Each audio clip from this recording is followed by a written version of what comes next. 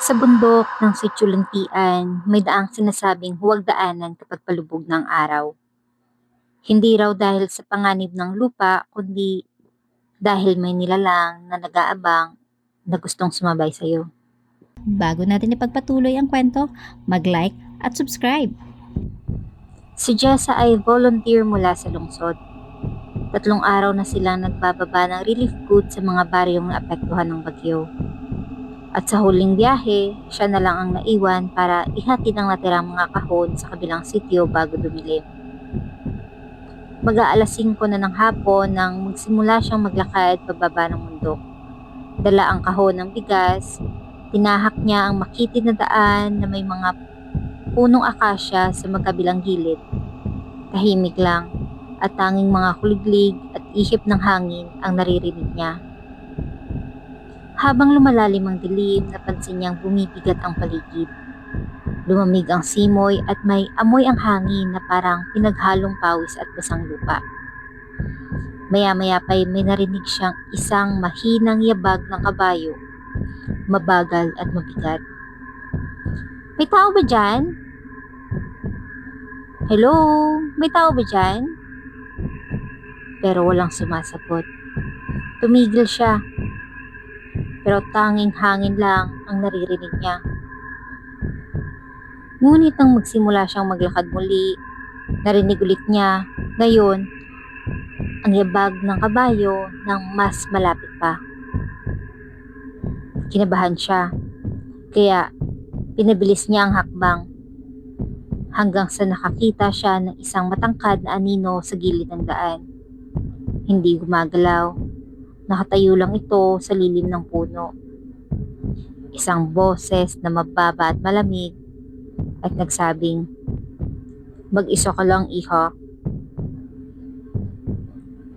Napalingon si Jessa pero wala siyang makitang muka at tanging anino lang na para bang kabayo na may nakaupo dito. Hindi na siya nag-aksaya ng oras.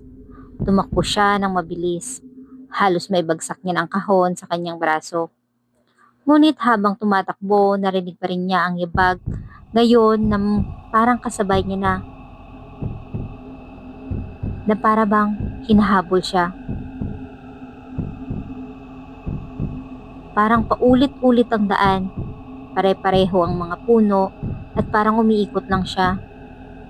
Hanggang sa wakas, may nakita siyang maliwanag. Mga bahay sa dulo ng kalsada.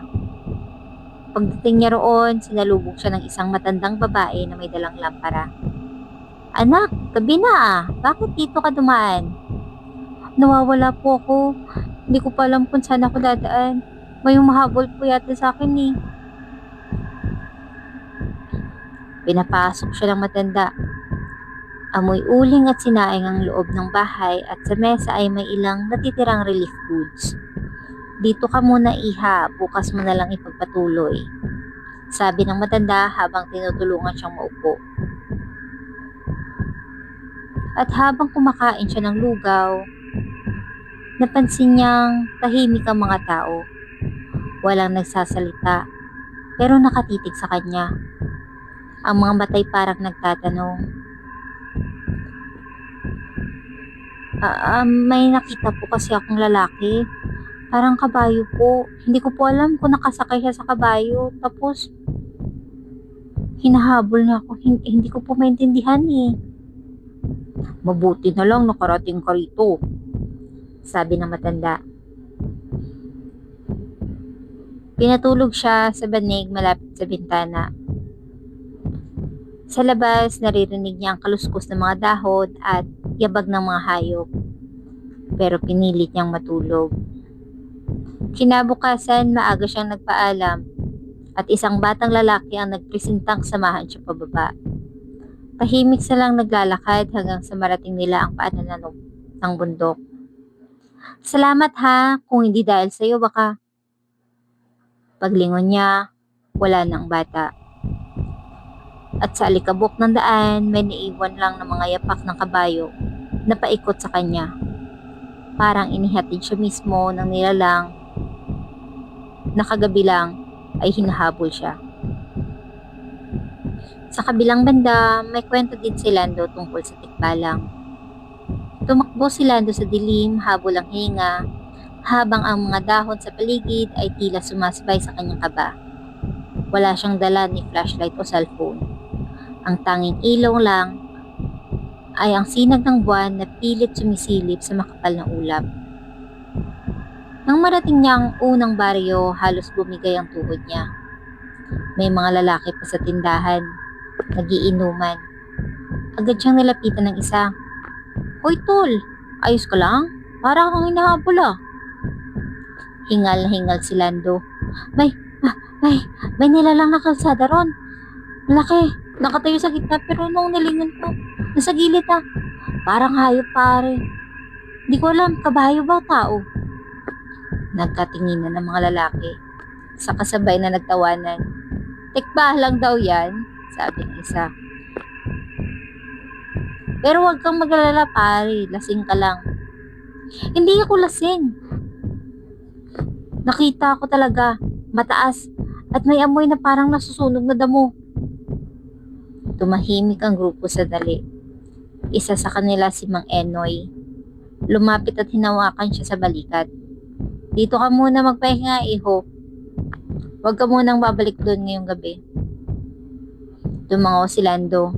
Sa loob ng maliit na kubo, binigyan siya ng kumot at kape. Pero kahit pagod na siya, hindi siya makatulog. Sa labas, may humahampas ng hangin at sa bawat ihip nito, parang may mga yabag sa labas ng bahay. Mabagal at mabigat. Sa isip niya, natuntun siya ng kabayo. Kinabukasan, nagpa siyang bumalik kasama ang dalawa pang mga lalaki. Pero pagdating nila sa kalsada, wala na ang bakas ng nilalang ni ang mga yabag nito. Tahimik ang paligid. Malinis ang daan na parang wala bang dumadaan o walang nangyari. Pagbalik niya sa baryo, napangisi ang mga kasama niya. "Huwag mo na yung isipin pare. Minsan kasi kapag napapagod na tayo tapos lasing pa, kung ano-ano lang nakikita natin. Baka naman kasi hindi tikbalang yung humahabol sa'yo. Baka babae mo yun." At nagtawanan sila. Ngunit nang gumabi ulit at mag-isa na lang siya sa silid, sumipol ang hangin mula sa bintana. At sa salamin ng lumang aparador, may refleksyon dito ng kabayong nakayuko. Dahan-dahang dumadaan sa labas ng bahay nito.